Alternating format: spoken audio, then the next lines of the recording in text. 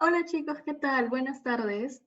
Vamos a dar inicio al tema de trastornos hipertensivos del embarazo, que va a estar a cargo, bueno, de Lisbeth Curitomay y de la que le habla Lourdes Brain. ¿Qué tal chicos? Buenas tardes. Sí, vamos a iniciar y a hablar el tema muy importante, trastorno hipertensivo del embarazo. Entonces, ¿cuál es nuestro objetivo? Que al finalizar la sesión, ustedes van a evaluar los riesgos, elaborar un correcto diagnóstico y establecer una terapia básica de los problemas relacionados con la enfermedad hipertensiva del embarazo para mejorar la salud de la madre y el recién nacido. Entonces, ¿qué es el trastorno hipertensivo del embarazo? Esta definición lo tenemos que tener muy en claro porque es un conjunto, vean acá, un conjunto heterogéneo de entidades patológicas cuyo factor común, ¿cuál es? El incremento de la presión arterial durante el embarazo, parto o puerperio. Eh, este trastorno hipertensivo son una de las principales complicaciones que afecta el embarazo, lo cual los convierte en una de las causas más importantes de alta tasa de morbilidad materna y fetal. Por ende, se convierte en un problema de salud pública muy importante. Asimismo, se clasifican de acuerdo a características y criterios clínicos que lo vamos a ver en las siguientes diapositivas. Ahora, como objetivo que tenemos que detectar en forma precoz y oportuna la enfermedad hipertensiva del embarazo. Tenemos que estandarizar la detección, el diagnóstico, el tratamiento y seguimiento de las pacientes con cada una de las formas del trastorno hipertensivo. Asimismo, tenemos que evitar la progresión de las formas severas mediante un tratamiento, eso es importante, un tratamiento óptimo y oportuno, ¿ok? Tenemos que lograr también un recién nacido en mejores condiciones posibles y manejar a la paciente, ¿no?, con un trastorno hipertensivo del embarazo de acuerdo al nivel resolutivo del centro asistencial, refiriendo los casos pertinentes a un nivel superior y en condiciones adecuadas. Ahora, ¿qué lo produce? ¿Cuál es la etiología? Aún no se sabe exactamente a ciencia cierta cuál es la etiología, pero según los estudios van por acá. No sé si recordarán todo este proceso de la implantación, todo ello.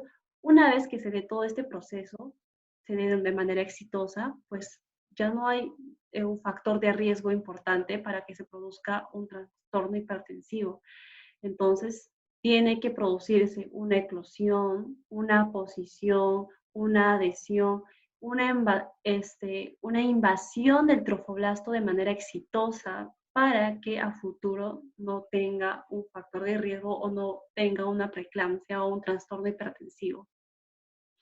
Como pueden ver acá, el trofoblasto no solamente va a generar o se va a dividir en sincitio trofoblasto o citotrofoblasto, sino que ellas también, bueno, el trofoblasto va a originar a lo que es el trastorno, como ven acá, el trofoblasto intersticial extrabichocitario y el intravascular extrabichocitario, como van a ver acá.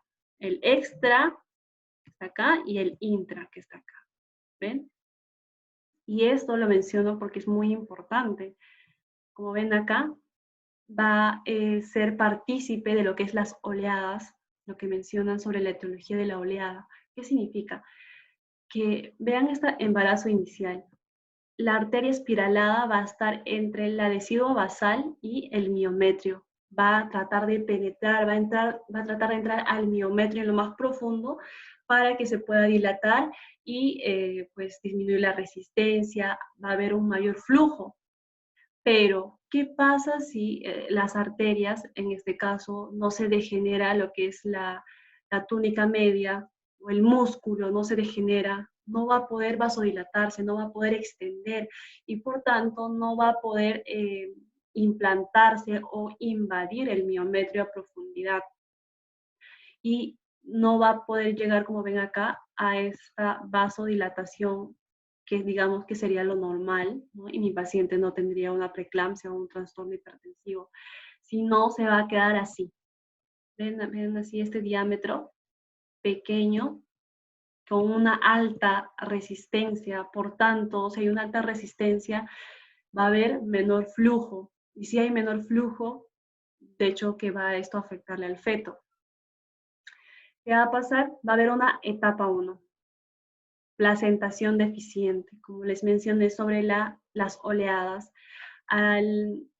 Con respecto a las oleadas, las arterias van a tratar de invadir, como les mencioné. Entonces, los extravillositarios, los intravillositarios, estas van a hacer que se distiendan los vasos. Entonces, si va a haber una placentación deficiente, va a generar como un estrés oxidativo. Ven acá, placentario, de manera tardía, y esto me va a generar una restricción de crecimiento fetal. Asimismo, una liberación sistémica de factores placentarios que puede producir una reacción inflamatoria sistémica, activación endotelial y finalmente llegar a lo que es el síndrome de la preeclampsia. Como pueden ver acá, a ver, dice, enfermedad vascular materna. Va a haber una placentación defectuosa, puede haber exceso de trofoblasto que me va a alterar la perfusión útero-placentaria, lo va a reducir, va a haber menos perfusión, por tanto, se van a estimular o van a activarse los endotelios produciendo vasoespasmo. Y este vasoespasmo me va a producir lo que es la clínica, hipertensión arterial, las convulsiones, oliguria. ¿Y por qué? Porque al haber todo este proceso inflamatorio puede generar isquemias, edemas en órganos blancos. En este caso, isquemia hepática. Si voy a tener una isquemia hepática, pues mis transaminasas van a elevar su valor, voy a tener síntomas del sistema, afectando el sistema nervioso central, puedo tener cefalea, puedo tener tinnitus, ¿no? Puede generar un desprendimiento prematuro de placenta, oliguria, ¿no? Si me afecta al riñón, ¿no? Asimismo las convulsiones, como ya les mencioné. También la pérdida capilar. Como va a haber una alteración, va a incrementar la presión, las presiones, va a generar extravasación, edemas, puede generar proteinurias, hemoconcentración, activación de la coagulación, trombocitopenia. Toda esta activación de la coagulación me va a hacer que genere citoquinas, agentes nocivos, ¿no? Y por último también, va a ser como un ciclo, va a reducir la perfusión útero-placentaria. Ahora, ¿cuáles son mis factores de riesgo? En este caso lo hemos dividido en dos. Esta que es la preconcepcional y la concepcional. Preconcepcional, por ejemplo, las madres añosas tienen factores de riesgo porque las madres añosas probablemente un factor de riesgo sea la edad, pero también ellas pueden tener otros factores de riesgo, pueden probablemente tener hipertensión arterial, pueden tener diabetes mellitus. Entonces, ya tienen otros factores de riesgo que se pueden agravar a lo que es la preeclampsia, ¿no? Un trastorno hipertensivo. El periodo intergenésico, eso de acá también es muy importante. Ahora, ¿qué es el periodo intergenésico? Pues es el tiempo en el que la espera recomendada para poder iniciar un siguiente embarazo. ¿Y cuánto debe ser? Pues si es un factor de riesgo, tener un periodo intergenésico mayor de 10 años o un periodo intergenésico corto, que sería de 2 años, y en otros papers menciona que puede ser de 18 meses. Tener una historia familiar de hipertensión arterial, pero en este caso sería de primer grado, ¿no? Una familiar directo. Nuliparidad, lo que quiere decir que esta paciente es su primer embarazo, que nunca ha tenido hijos, y si ha quedado embarazada, pues no tuvo una gestación a término. También tiene factores de riesgo. Primipaternidad, multípara con cambio de pareja, y esto se menciona porque según los estudios va con respecto a la exposición de la esperma. Y es lo mismo que primipaternidad. Entonces, si tú tienes una exposición del esperma menor a 12 meses, entonces es un factor de riesgo importante para pues, tener la preeclampsia. Igual, si tú tienes una hipertensión arterial crónica previa, la obesidad, que se menciona que si tú subes de 5 a 7 kilos en peso, vas a tener 2 veces más un factor de riesgo de tener preeclampsia. Igual diabetes mellitus 2, el síndrome anticuerpos antifosfolipídicos. Embarazos múltiples, de hecho, restricción de crecimiento intrauterino, polidramios, hidros fetalis, ¿no? Con respecto a la prevención, ahora, ¿cómo puedo prevenir mi preeclampsia? La primaria va dirigido un enfoque de riesgo a pacientes que no están embarazadas. Vemos la obesidad. Si mi paciente es obesa, ¿qué tengo que decir? Y ella quiere quedar embarazada, tengo que decirle que primero, antes de salir embarazada, ellos tienen que tener su tratamiento, tienen que recibir su tratamiento, tienen que estar estables, en buenas condiciones para que puedan quedar embarazadas, ¿no? Porque si no sería otro factor de riesgo, como ya les mencioné, para tener preeclampsia. Asimismo, la exposición al esperma que les recomendé, bueno, que les comenté, perdón, una vez que mi paciente, bueno, su pareja, ¿no? De la paciente se haya descartado de VIH, entonces le decimos que no use ningún método anticonceptivo por lo menos 12 meses para que pueda tener exposición a la esperma y así pues reducir y prevenir la preeclampsia. Y bueno, en pacientes con enfermedad de fondo, y tienen una enfermedad crónica, algo de fondo, con mayor riesgo para desarrollar la enfermedad hipertensiva, tiene factores de riesgo grande, entonces que no ha completado la fecundidad deseada, tenemos que brindarle métodos anticonceptivos temporales hasta poder estabilizar a mi paciente. Tengo que tratar a mi paciente, ¿no? Y recién decirle, ya ahora sí puedes quedar embarazada porque estás en buenas condiciones. Ahora, ¿qué pasa si mi paciente tuvo un embarazo, o sea, un trastorno hipertensivo severo y quiere quedar embarazada? ¿Qué pasa si mi paciente tiene diabetes mellitus o ya tuvo algunas complicaciones en su anterior embarazo? Entonces yo tengo que recomendarle y decirle a la paciente que se haga una ligadura de trompas o una vasectomía, ¿no? Su pareja, para que su próximo embarazo ya no tenga otro embarazo, ¿no? Porque si no puede complicarse esto y ya tendríamos otra muerte materna, la cual nosotros queremos prevenir. Una prevención secundaria, ya la paciente ya está embarazada. ¿Qué tengo que decirle? Tengo que recomendarle que haga sus controles prenatales adecuados, ¿no? Y ahí ver el médico, el ginecólogo, el obstetra, a la persona que va a ir, pues hacerle un enfoque de riesgo, ¿no? Importante, porque también tenemos que hacerle la flujometría Doppler de las arterias uterinas. ¿Y por qué? Porque esta es muy importante. Podemos ver a las arterias si pues están en vasoconstricción o están bien, tienen baja resistencia, ¿no? Y acá podemos predecir y decir, no, que la paciente puede desarrollar preeclampsia y ya tenemos que tener un enfoque de riesgo. Esta flujometría Doppler se recomienda en las 11 y 14 semanas. Y tenemos que repetir, obviamente, en las 18 y 24 semanas.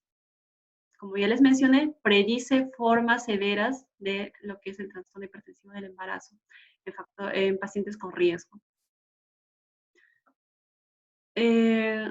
Otra cosa, también se menciona para la prevención la aspirina, que es muy importante, que debemos dar a nuestros pacientes de 60 a 100 miligramos por día desde la semana 12 a 16.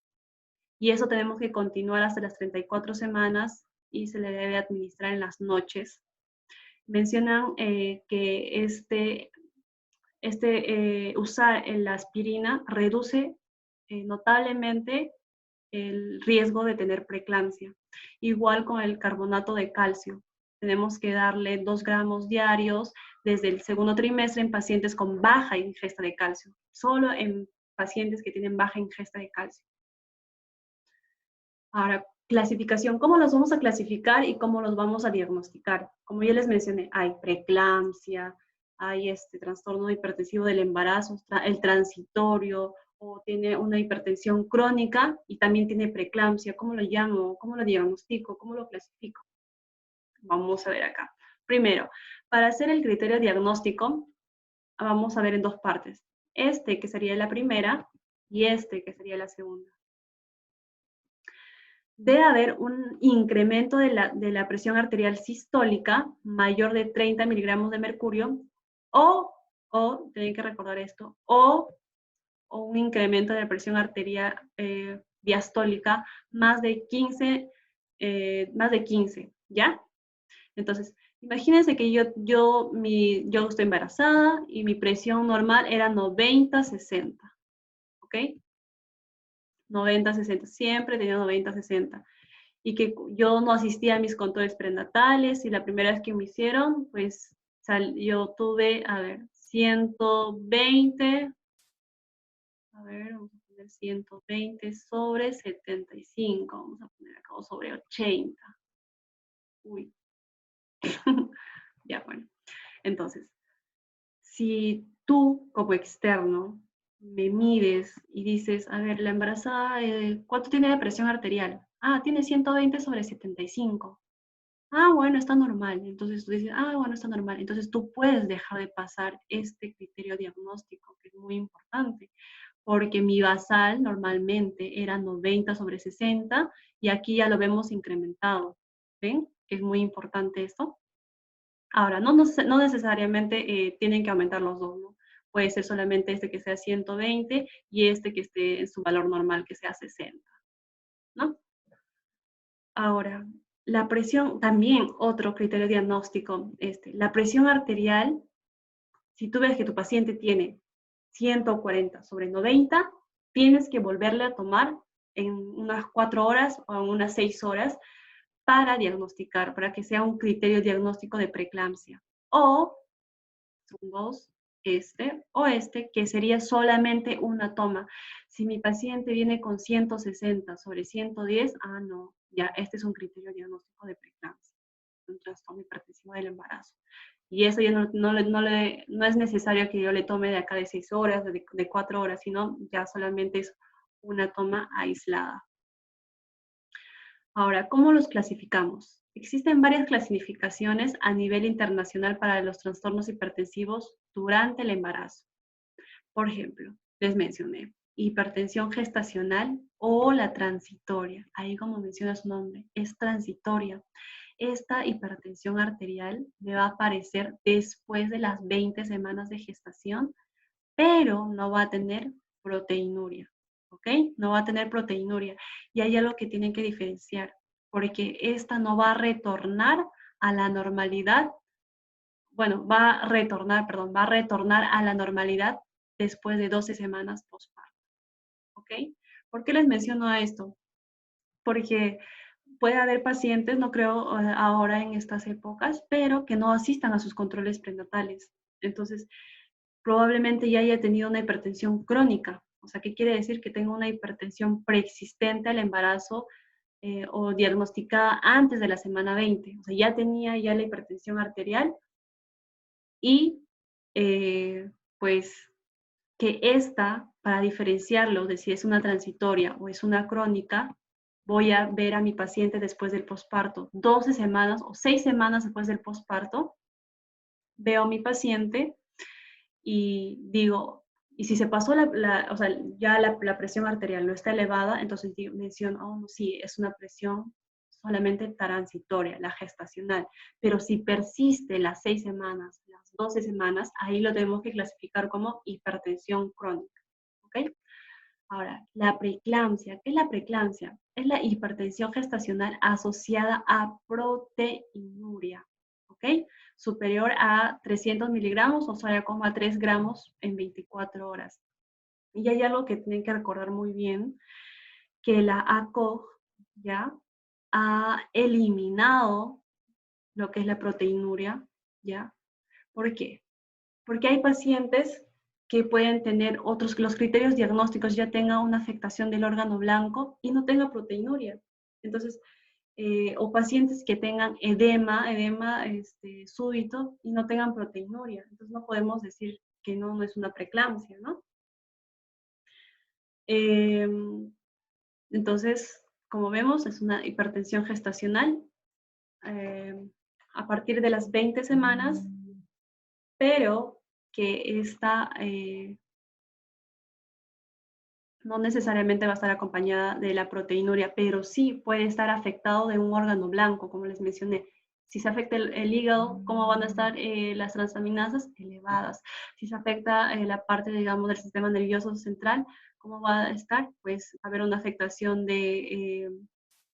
va a tener tinnitus, no sé, va a tener cefaleas, va a tener visión borrosa, escotomas. Si se afecta el pulmón, va a tener edema pulmonar, se pueden afectar muchas cosas y no necesariamente pueden tener proteinuria.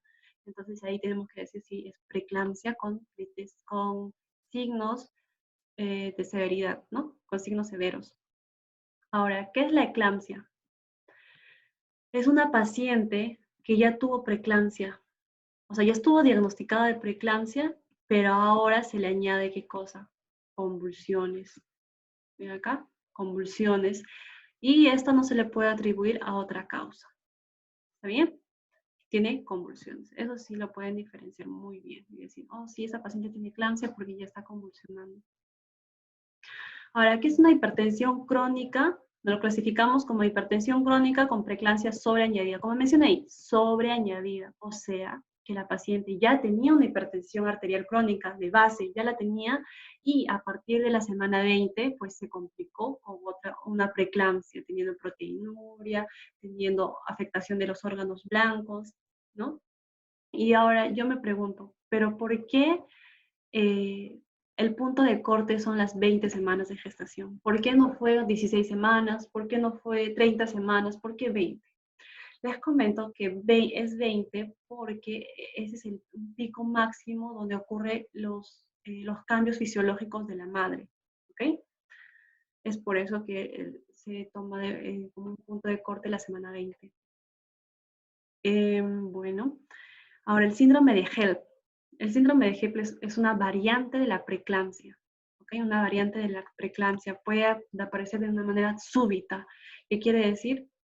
Que puede tener hemólisis, puede tener elevación de las enzimas hepáticas, puede tener trombocitopenia, lo que quiere decir que ya afectó a los órganos blancos, como podemos ver ahí, y es como, ya es un síndrome, ¿eh? Un síndrome, ya hay diferentes alteraciones.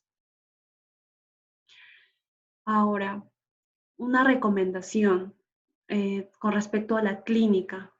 Hay que decir, por ejemplo, dice, mi paciente pues tiene la presión elevada, cumple con mi criterio para preeclampsia, pero no tiene proteinuria y tampoco tiene edema. Ah, no, entonces no es preeclámptica. No, no, no, no. Eso no significa que no hay que descartarlo, porque el edema no es un síntoma que sí o sí va a tener una paciente preeclámptica. Es por eso que la COG también digamos que eliminó, que debe decir que el edema no necesariamente van a estar en todas las pacientes, ¿ok? Considerar como criterio de estudio para definir la presencia de enfermedad hipertensiva del embarazo. Ahora, ¿cómo yo puedo predecir si mi paciente también puede tener una preeclampsia? Al hacer los estudios y la paciente va a hacer sus controles prenatales, yo tengo que ver también la presión arterial diastólica, ¿ok? Si mi presión arterial diastólica es mayor de 80, entonces yo digo, probablemente esa paciente vaya a desarrollar preeclampsia. No es que quiere decir que sí o sí lo va a realizar, no va a tener preeclampsia, pero sí, es como un predictor, ¿ok? Pero al menos en otro registro a 4 horas del primero. Ahora, como les mencioné, la COG pues recomienda cambiar los términos. Ya no necesariamente tenemos que decir preeclampsia leve, preeclampsia severa. Si no, ya se le menciona como preeclampsia sin criterios de severidad y preeclampsia con criterios de severidad. ¿Y por qué? ¿Cuáles son esos criterios? Ya lo vamos a ver. Pero sí, podemos inferir, si hablamos de criterios de severidad, o sea, ya es severo, eso quiere decir que ya afectó a los órganos blancos, ya afectó al hígado, ya afectó al cerebro, ya afectó al riñón, ya afectó al pulmón, ¿no? ¿Me entienden? Como vemos acá, ¿ven? Estos son mis criterios de severidad. La presión arterial, si es más de 160/110, no, esta mi paciente, la primera toma le hice 160/110, yo tengo que ver, esto es preeclampsia con criterios de severidad. Si veo la plaquetopenia, mira, vean, menos de 100.000, también es un criterio de severidad. La elevación de transaminasas tiene que ser al doble de sus valores normales. Un aumento de creatinina sérica a partir de 1,1 miligramos, pero, hey, chicos, hay que tener en consideración esta parte, porque si veo a mi paciente, digamos que no tiene, no tiene plaquetopenia, no tiene la elevación de transaminasas, no tiene ninguno de estos, entonces veo que su creatinina está en 0,9, por ejemplo. Entonces, ¿qué decimos? ¿Es criterio de severidad o sin criterio de severidad? Pues en las embarazadas, este es el valor mínimo, ¿ok? Acá debimos cambiarlo. O sea, en algunos papers sí mencionan que es 1,1 miligramos, pero en realidad tenemos que tomar en valor ¿ok? Como base de 0,9 miligramos. Ahora, si afectó el pulmón, pues va a generar un edema pulmonar, va a tener signos y síntomas visuales o cerebrales, como les mencioné, cefalea, tinnitus, escotomas, visión borrosa, también es epigastralgia, me olvidé poner acá como otro, ¿no? Acá podríamos poner epigastralgia. Asimismo, un aumento significativo de la proteinuria, una proteinuria masiva, ¿no? Sería un criterio de severidad. Y con eso terminaríamos esta exposición, esta ponencia. Espero que les haya gustado. Ha sido un poquito corta para que podamos pues, hacer el manejo en la siguiente exposición y que todo esté súper bien y puedan entenderlo. No sé si tienen algunas preguntas para ya terminar con la exposición. Yo, bueno, no puedo ver acá los chats. Sí, ahí mencionaron, levantaron la mano. Sí, ¿tienen alguna pregunta? Sí, hay una pregunta con respecto a lo que es los factores de riesgo, la edad. A ver, la edad. Sí, coméntame. ¿Por qué la edad?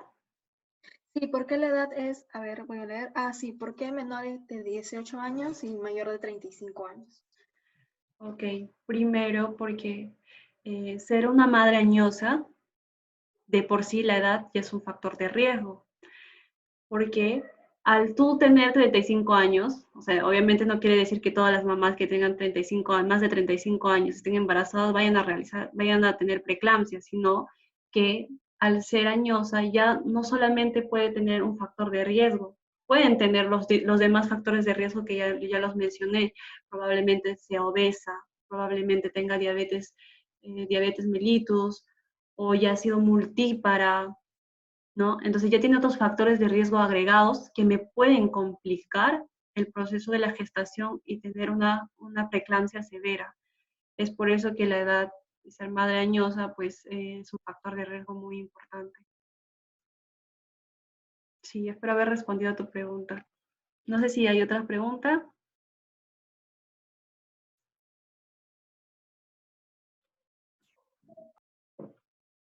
No sé si hay otra pregunta.